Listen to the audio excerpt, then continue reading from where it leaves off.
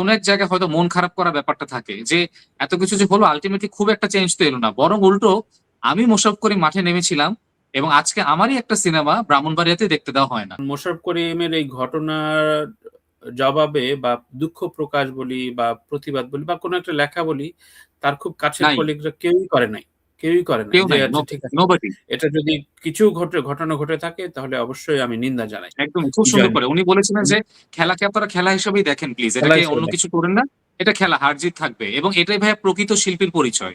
So that's called maturity. অন্যদিকে কিন্তু একদম চঞ্চল চৌধুরী যে কথাটা বলেছিল সেটা নিয়ে তুল কালাম হয়ে গেছিল সে আওয়ামী লীগ আমলে। তুলনা হওয়ার মতো ভাইয়া, ওর চেয়ে জঘন্য কথা আমি খুব কম শুনছি। আর এই দেশে ভাইয়া তছনছ চলতেছে, কিন্তু বনলতা এক্সপ্রেস কোন কোন জায়গায় বন্ধ আছে আপনি বলেন, যেখানে আবার বলতেছে সবাই যে নায়ককে দেখতে তামিলের মতো লাগে। আমার দেশের মত নায়ক তামিলের মতো লাগবে, এটা কি গর্বের বিষয়? অদ্ভুত ব্যাপার, আমি বুঝি না এটা। এটা মানুষ আবার বলতেছে, আমাদের নায়িকারা বলতেছে যে একটা তামিল তামিল ভাব আছে, এটাতে গর্বে করার কি হলো?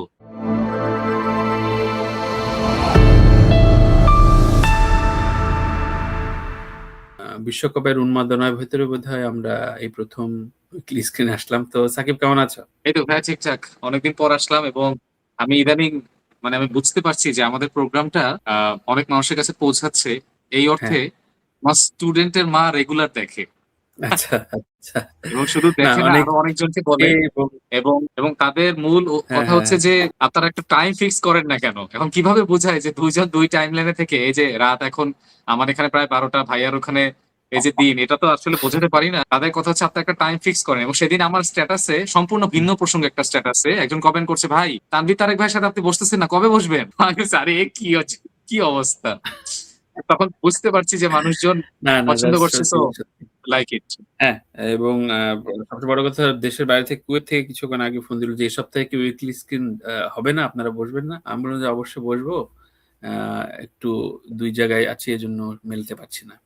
এনিওয়ে কোনটা থেকে কোনটা শুরু করব? আমি একটু শুরু করতে চাই ধরো একদম বার্নিং ইস্যু মোশাররফ করিম ইস্যুটা নিয়ে একটু কথা বলতে চাই। নিঃসন্দেহে আমিও আ এটা নিয়ে কথা বলতে আমার যাচ্ছিলাম। তোমার কাছে টোটাল বিষয়টা কেমন লেগেছে? আমার মনে হয়েছে আ ইমেইলের সাথে আমার কথা হলো, ও যেটা বলল যে টেকনিক্যালি মোশাররফ করিম একটু এড়িয়ে গিয়েছে। যেহেতু আ এটা একটা কূটনৈতিক ব্যাপারে চলে গেছে খবরটাও।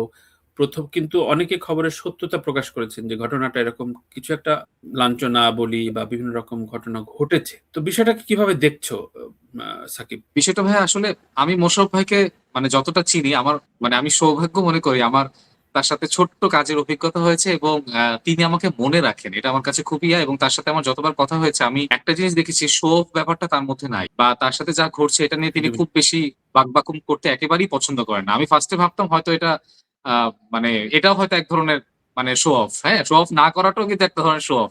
আপনি আমার চেয়ে ভালো জানেন। অনেক আর্টিস্টের সাথে আপনার অনেকবার দেখা হয়েছে বা অনেক পারফর্মার এর সাথে আপনি চেনেন। কিন্তু উনি না আসলেই মানুষটা অন্যরকম। স্ক্রিনে আমরা অনেক কিছু তাকে করতে দেখি।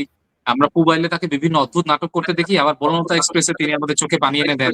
সব ধরনের কাজই দেখি। কিন্তু আমার কাছে মনে হয় মানুষটা একটু খুবই পার্সোনালি তিনি একটু প্রাইভেট থাকতে পছন্দ করেন এবং বোঝাই যায় যে স্ত্রীকে নিয়ে কলকাতায় ঘুরতে গিয়েছেন। তবে আমার মনে হয় যে যেহেতু ঘটনাটা এসেছে, কিছু হয়েছে। তবে হ্যাঁ, হতে পারে যে হয়তো উনি যেটা বলছেন যে হয়তো অত বড় করে হয়নি। তবে আমার মনে হয় যে যা রটে তার কিছু তো বটে। হয়তো হয়েছিল, হয়তো তেমন কিছু হয়নি। বা তিনি সেখান থেকে সেফলি চলে আসতে পেরেছেন। আর তিনি খুব চান না জিনিসটা নিয়ে খুব একটা কথাবার্তা হোক। আর আরেকটা ব্যাপার আমি যেটা ভাই মনে করি, এই যে জুলাইতে আ এত বড় একটা কিছু হয়ে গেল, একটা দেশে এত রক্তপাত হলো, এত গণ অভ্যুত্থান হলো। শেষ পর্যন্ত যেই পারফর্মাররা বা যে আর্টিস্টরা, শিল্পীরা যারা নেমেছিলেন আমরা কিন্তু সেই অর্থে তাদেরকে সেই রিকগনিশনটা দিতে পারি নাই। অ্যাকনলেজমেন্টটা কিন্তু দিতে পারি নাই। মোশাররফ করিম যে এই যে নেমেছিলেন রাইট। বা মোশাররফ করিমের সাথে তামিম নূরও নেমেছিলেন, আশফাক নিপুণ হুম, নেমেছিলেন, বাঁধনও নেমেছিলেন বা চমক রুকেয়া জাহান চমক হুম, নেমেছিলেন। তো তাদেরকে নিয়ে যেই ধরনের আলোচনা হওয়ার কথা ছিল, তো সেইটা বা তাদেরকে যেই তাদেরকে অ্যাকনলেজ করা বা অ্যাপ্রিশিয়েট করা যে আপনারা আমাদের পাশে ছিলেন, সেই ব্যাপারটা আমার কাছে মনে হয় যে এটা হয় না। এবং হয়তো আমি জানি I may be completely wrong। আমার কাছে মনে হয় যে এই যে এত সময় চলে গেছে প্রায় ২-২.৫ বছর এবং সেই ক্ষেত্রে শিল্পী মানুষ তো একটু তো সেনসিটিভ মন। হয়তো মনে থাকে যে এই যে নেমেছিলাম, আ একটা তো ন্যূনতম acknowledgement ও পেলাম না। তো তার চেয়ে এখন সেটার জন্য যদি আ তোপের মুখে পড়তে হয়, সেটা নিয়ে কথা না বাড়ানোই ভালো। কারণ হয়তো কোন এক জায়গায় হয়তো মন খারাপ করা ব্যাপারটা থাকে যে এত কিছু যে হলো আল্টিমেটলি খুব একটা চেঞ্জ তো এলো না। বরং উল্টো আমি মোশাররফ করিম মাঠে নেমেছিলাম এবং আজকে আমারই একটা সিনেমা ব্রাহ্মণবাড়িয়াতে দেখতে দেওয়া হয় না। Right, right. সো এই অভিমানগুলো খুব থাকাটা স্বাভাবিক। তার চেয়ে বড় এবং কথা এই হচ্ছে অভিমান যৌক্তিক, যৌক্তিক যারা অভিমান। সুবিধাভোগী, যারা সুবিধাভোগী এবং যাদেরকে আমি শিল্পী বলি না, দালাল বলি। তো তারা তো ঠিকঠাক মতো দেখো সব জায়গায় সব ক্ষেত্রে কিন্তু আবার মানে সব ভাজে, ঠিকঠাক। ভাজে, ভাজে, ভাজে ঢুকে গেছে। আমি কারোর নাম বলতে চাই না, তাদের কারো অভিনয় খুব ভালো লাগতো, কাউকে খুব সম্মানের চোখে দেখতাম। কিন্তু তাদেরকে আমার সত্যিকারের অর্থেই খুব ভালো সং বা ভালো ক্লাউন মনে করি। কারণ মোশাররফ করিমের এই ঘটনার জবাবে বা দুঃখ প্রকাশ বলি বা প্রতিবাদ বলি বা কোনো একটা লেখা বলি, তার খুব কাছের নাই, কলিগরা কেউই করে নাই। কেউই করে নাই। কেউ যে নাই, আচ্ছা ঠিক আছে। নোবডি। এটা যদি কিছু ঘটনা ঘটে থাকে তাহলে অবশ্যই আমি নিন্দা জানাই। এটুকু মানে ঘটনা ঘটুক কি না ঘটুক হ্যাঁ, যেহেতু রটেছে, এটার তদন্ত চাই বা এটা কিছু হোক। কোন শিল্পী এবং তার খুব কাছের যে কজন আছে নির্মাতা, শিল্পী তাদের কেউই চুপ, সবাই মজা দেখে। তো হ্যাঁ। মজা দেখার জন্য হয়তো মোশাররফ ভাই বলেছেন যে এই যা কিছু ঘটেছে এত কিছু না, আমি এই বিষয়টা নিয়ে আসলে কিছু হোক সেটা চাই না। আ কারণ আশেপাশে তার আগে পিছে হাসনাতের ভ্রমণে ডিম ছোড়া কিংবা আ কাজ জাহেদ প্রধানমন্ত্রীর উপদেষ্টার আ ফেরত আসা ইন্ডিয়ান সব এম্বাসিতে, হ্যাঁ, ইন্ডিয়ান ইন্ডিয়ান এম্বাসিতে তার আটকে দেওয়া। হ্যাঁ, ফেরত আসা। তো সবকিছু মিলিয়ে মূলত এখন এবং আমি কিছু জায়গায় কমেন্ট পড়লাম, মোশাররফ করিমের ওইসব জায়গায় কমেন্ট পড়লাম। তাতে যেই পরিমাণ কিছু যারা অবশ্যই তারা দেশে নাই বা দেশের ভেতরে থেকেও তারা যেই পরিমাণ কথা বলছে, মানে যার কোনো যুক্তি নাই, কোনো লজিক নাই। তো এইসব ক্ষেত্রে সত্যিকার অর্থেই আগামীতে দেখো আমি আমি খুব স্পষ্টভাবে কোনো দলের দাসত্ব বা দলের সমর্থনে বিশ্বাস করি না। আমি খুবই পারসন টু পারসন ভোট দেই বা রাজনীতির একটা আদর্শ আমার জায়গায় আছে। কিন্তু তাই বলে আমার আদর্শ জায়গাটাকে নিয়ে কটাক্ষ করবে। ধরো এই যে লাল বদর শব্দটা উৎপত্তি করেছে কিন্তু বাংলাদেশের পলাতক শিল্পীরা। একদম। এবং তাহলে যদি আমরা ওদের কালো বদর বলি, এবং সেটা কালো এটা বান্দর এবং বলি, ভাইয়া সেটা কিসের সাথে মিল রেখে দেখেন, আমাদের মানে মহান আলবদর। মুক্তিযোদ্ধা আলবদরের সাথে মিল রেখে আপনি চিন্তা হ্যাঁ, করেন। তো আমি তো স্টিল বিলিভ দ্যাট যে এই মোশাররফ করিম বলি, বাঁধন বলি বা এই যে সাফা কবির বলি, সময়ের প্রয়োজনে ওরা সংহতি প্রকাশ করেছে। আবারও দেশে সংকট আসলে এরাই হ্যাঁ, কিন্তু মাঠে নামবে। বাকিরা কিন্তু হ্যাঁ, ওই এসি বাতাস খাবে চুপচাপ। তো একদমই। মোশাররফ করিমের খুব কাছে বা যাকে প্রতিদ্বন্দ্বী বলা হয়, যার অনেক ভালো অভিনয় রয়েছে, এরকম অনেক কলিগ আছে। তারা একদম চুপ হয়ে আছে যে মজা দেখতেছে। হ্যাঁ, ইনফেক্ট তোমার মনে আছে নিশ্চয়ই যে একটা খেলাকে কেন্দ্র করে কিন্তু আ ২ টা কমেন্ট খুব ভাইরাল হচ্ছিল। যেটাকে মোশাররফ করিম খুব ভালোভাবে হ্যান্ডেল করছিল। ভারতের সাথে একদমই, বাংলাদেশের একদমই। খুব বিজয় সুন্দর করে। নিয়ে। উনি বলেছিলেন উনি যে, "খেলাকে আপনারা খেলা হিসেবেই দেখেন প্লিজ। খেলা এটাকে হিসেবে অন্য কিছু দেখেন। করেন না। এটা খেলা, হার-জিত থাকবে।" এবং এটাই ভাইয়া প্রকৃত শিল্পীর পরিচয়। So that's called maturity. অন্যদিকে কিন্তু একদমই। চঞ্চল চৌধুরী যে কথাটা বলেছিল সেটা নিয়ে তুলকালাম হয়ে গেছিল। সে আওয়ামী লীগ আমলে। সুতরাং হওয়ার মতই ভাইয়া। ওর চেয়ে জঘন্য কথা আমি খুব কম শুনছি। খুবই, খুবই অফেন্স। ইনফেক্ট এই কিছুদিন আগেও সে এই ধরনের কথা বলেছে। সুতরাং আমি নিজে ব্যক্তিগতভাবে প্রতিবাদ জানাই। এই ধরনের কথা অবশ্যই সংবেদনশীল একজন শিল্পীর কাছ থেকে হয়ে আসে না। তো বাংলাদেশের শিল্পীরা শুধু চঞ্চল চৌধুরী না, আমাদের এই সোসাইটিটাই এমন হয়ে গেছে। তাই আমি মনে করি যে উম হয়তো তুমি তোমার কথা রাইট যে অভিমান থেকেই নিশ্চয়ই এই ধরনের ঘটনা হ্যাঁ, কারণ ঘটতে ভাই পারে। আপনি বলেন যে এরপরে আমরা তাদেরকে মানে আমরা কেমন বাংলাদেশ গড়ছি। আমি বলি যে হ্যাঁ, আমরা আগে খারাপ ছিলাম। কিন্তু এরপরে আমরা যে সেখান থেকে শিক্ষা না নেই, আমাদের সবচেয়ে জি। আফসোসটা যে ভাই আমরা ন্যূনতম শিক্ষা নাই।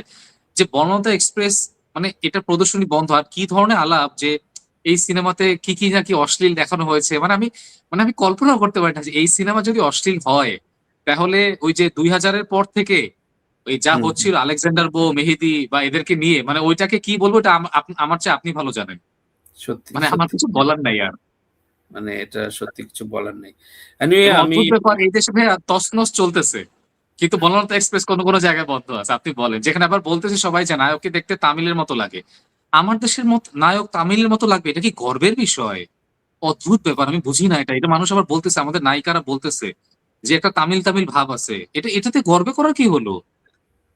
আমরা কোথায় আসলে চলে গেছি আমি চলে আমি গেছি তো কোথায় আমি বুঝি না। মানে কেন আমাকে তামিলের মতো কেন লাগতে হবে? আমাকে দেখে তানভীর তারেককে দেখে যদি বাংলাদেশী মনেই না হয়, তাহলে তো মানে তাহলে কি আমি জানি না আসলে। কি তো লাভ? ফান ফ্যাক্ট যে ঈদে নাকি ২ টো ছবি সবচেয়ে বেশি আলোচনায় এগিয়ে মানে তুমুল আলোচনা হচ্ছে অফিসার আর তসনস বোধহয়। তো এই দুটার কালেকশনও দেখলাম যে ফটোকার্ড বানিয়েছে অনেকে। তো দুঃখজনক, এবং এই উগ্রবাদী সমাজ কিংবা আমরা যেটা বলি যে একজন আরেকজনকে কটাক্ষ করার যে একটা প্রচলন, এবং আরেকজন বিপদে পড়লে কোন রকম চুপ না করা, এই একদমই নেই। না করতে এটাই। এটা এটা এটা কবে ঠিক হবে আমি জানি না। তবে অনেক বড়, বড় কথা বলা শিল্পীরা যখন চুপ থাকে তখন তাদেরকে শিল্পী বলতে আমার খুব লজ্জা হয়। আবার আবার দেখবেন ভাই কয়েকদিন পরে মোশাররফ করিমের যদি একটা পারফরমেন্স আসে ভালো, ধরেন মহানগর থেকে আসলো, যারা চুপ আছে তারাই দেখবেন বলবেন কিংবদন্তি, কিংবদন্তি, কিংবদন্তি। কিংবদন্তি। এবং কিন্তু আমি কিংবদন্তিকে যখন তোপের মুখে পড়তে হয় তখন আপনারা কিন্তু আবার কিছু বলেন না। বাই রাইট, দ্য এবং ওয়ে। এবং এবং এবং বলে ফেলে যে হ্যাঁ, আমি অনেক আগে বলেছিলাম মোশাররফ করিম এই কারেঙ্গা, এই কারেঙ্গা। সো হ্যাঁ। এটা একটা অদ্ভুত একটা ডিলেমা আসলে। মানে এটা ব্যাখ্যা করাটা মুশকিল।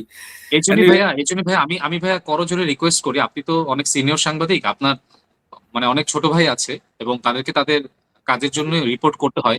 রিপোর্টে হ্যাঁ, শিল্পী শব্দটা যেন একটু ভেবে লেখে। এরপর থেকে আমার মনে হয় যে পারফর্মার লেখা উচিত। শিল্পী শব্দটা ভাইয়া খুব অল্প কিছু মানুষের জন্য যেন লেখে, অন্যদের জন্য যেন না লেখে ভাইয়া। তাহলে না মানে মানে মানুষ না ওই আলাদাটা করতে পারে না। এবং সত্যি। গণমাধ্যমের দায়িত্ব তো মানুষের রুচি তৈরি করে দেওয়া, আমি বিশ্বাস করি। কারণ হুম, হুম, হুম। গণমাধ্যম আর সামাজিক যোগাযোগ মাধ্যম তো এক না। ফেসবুকে তানভীর তারেক লিখতে পারছে আজকে দুপুরে আমি ভাত খাইছি। কিন্তু সেটা ভাইয়া কিন্তু ওই জাগো নিউজে নিউজ হতে পারে না। তো জাগো নিউজের নিউজ হোক বা যেকোনো হাউসের নিউজ হোক, এরপরে আমাদের সাংবাদিকরা যেন কে শিল্পী আর কে শুধুমাত্র অভিনেতা, এটা যেন একটু ডিসক্লেমার করে দিলে আমার কাছে মনে হয় যে তাহলে গণমাধ্যমের প্রতি মানুষের একটা ভরসা আবার ফিরে আসবে। মানুষ রাইট। তখন বুঝতে পারবে, মানুষই আলাদা করে ফেলতে পারবে।